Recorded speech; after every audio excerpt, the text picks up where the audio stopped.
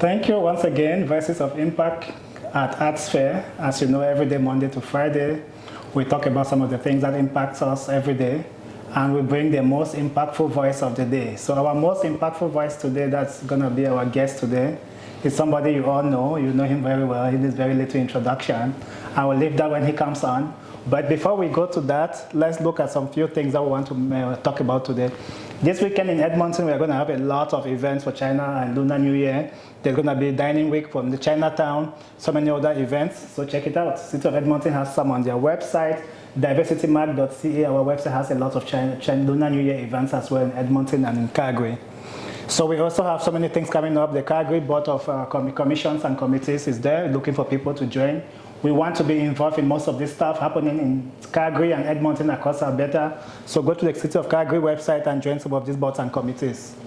So we also have so many things happening in downtown Calgary as it's warming. So check out exploredowntownyyc.com. See all the events coming up. Job market in Canada is not good, 25,000 jobs lost, but we hear that unemployment is reduced, or lots of people are not looking for jobs. However, we are always talking here about jobs. So we have a job coming up with the City of Edmonton transit system. They have a job. So if you are looking for a tech position, there are lots of jobs there. We always want you to know about jobs, things happening in the community, events, and other stuff. So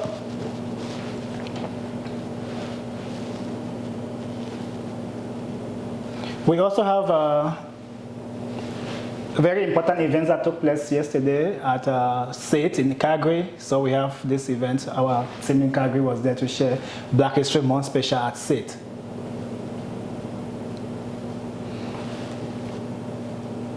We have all the Black History Month events on our website. For those who are looking for Black History Month events across Canada, we have everything on our website, diversitymag.ca. And okay, my screen is not behaving as it should. Good. Okay, so we go to our guest for the day. So he's, I always want to say mayor, but he's the leader of the official opposition in Edmonton, Alberta.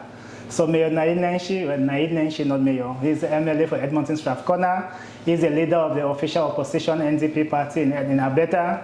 He's first Muslim to be mayor of a major black city, a major Albertan city. And he's somebody you know doing lots of stuff in the community, and he's our voice of impact today. So let's hear from Mayor. Great to see you, Franklin. Thanks for having me. Sorry, you are not mayor, I keep saying. Everyone does, I'm just Naheed now. Okay, how are you? I'm so good, and I'm so happy to be here with you. It's the first day of the Olympics. It's the beginning of Black History Month. It's my birthday week, and so I'm happy to cap all of that off, spending some time with you today. Good. So, and the weather is amazing. Getting better. Hope it stays like this. It won't. This is winter in Alberta. It won't. Okay, that's good. That's good and bad at the same time.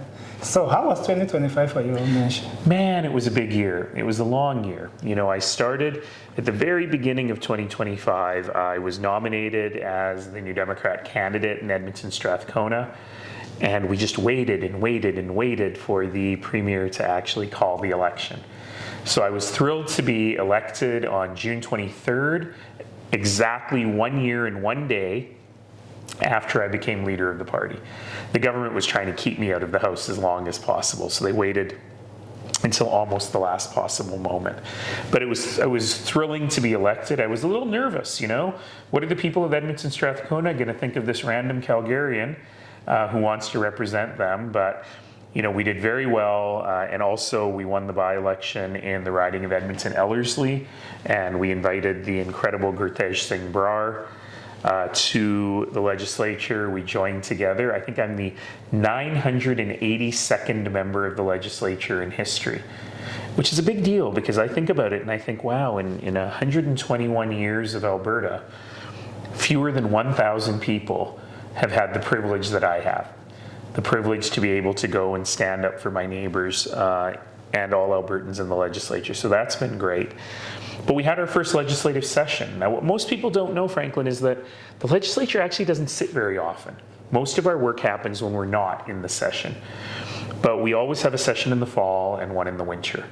We sit for maybe 16 weeks total in the year.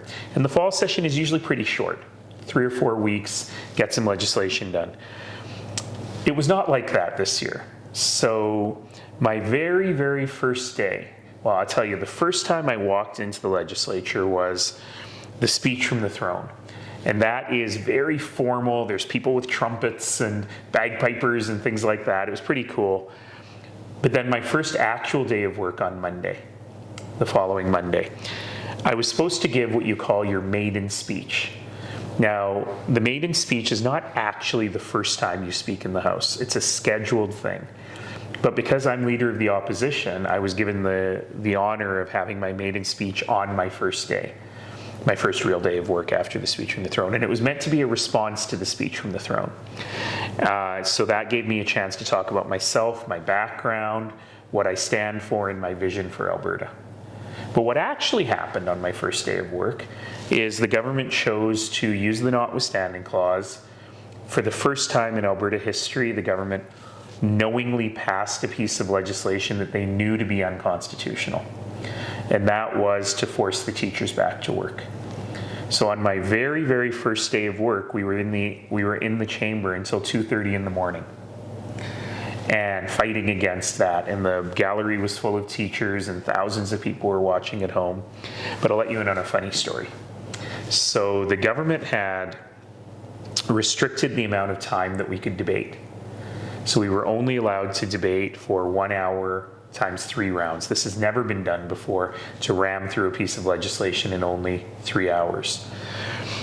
But my House leader, Christina Gray, the MLA for Edmonton Mill Woods, said, we want to take as much of the 3 hours we've been given as we can. And as it turned out, no member of the government actually stood up to defend the bill, not one. So we got all 3 hours.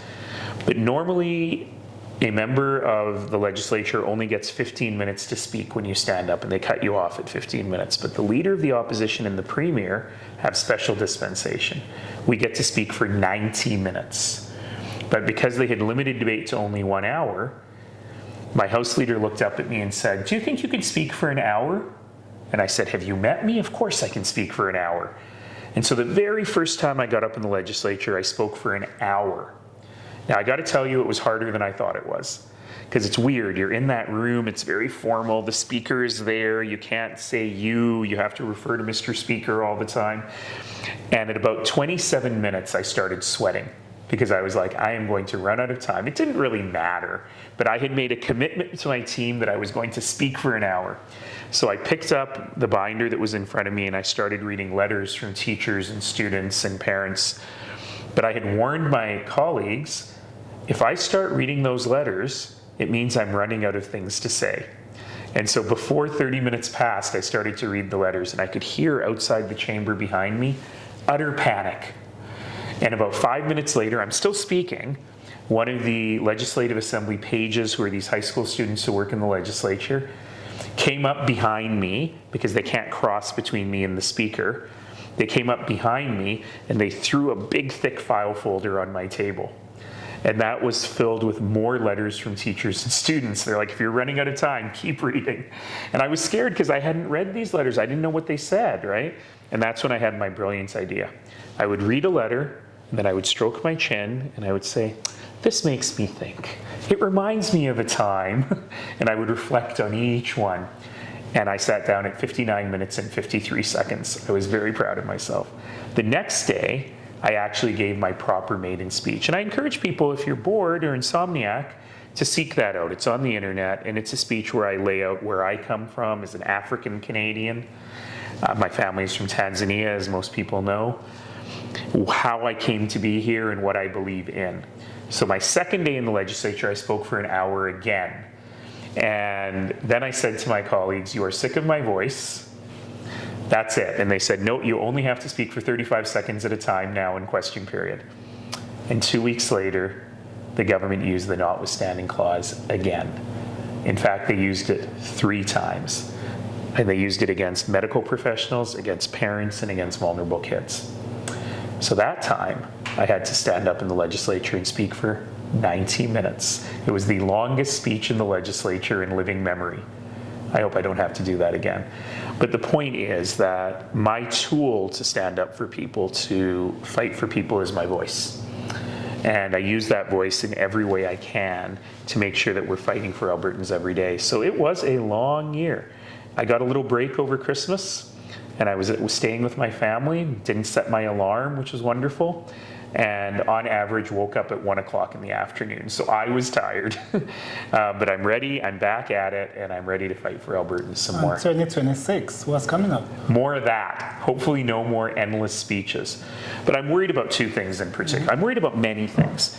So we talk to Albertans and we ask them, what are your key priorities? And they always say the same things. Number one, this won't surprise you for 1 second. Number one, the cost of living. People are finding it harder and harder to live in Alberta. Number two, and you talked about it now, jobs. People are worried about their own jobs. They're worried about jobs in the future. Number three, the state of healthcare. And we had that awful situation where that young father, Mr. Shri Kumar, died in the waiting room at the Grey Nuns Hospital just before Christmas. And we're hearing from doctors and nurses and frontline workers that the healthcare system has never been this broken, that it has collapsed. So people are really worried about that. So I want to focus on those things. The government, on the other hand, wants to focus on separatism. And I've noticed something over the last couple of weeks that has really concerned me. Last summer, we went out to talk to Albertans about their priorities. We knocked on over 200,000 doors. We had town halls that attracted thousands of people from Grand Prairie to Lethbridge. And we just went where everyone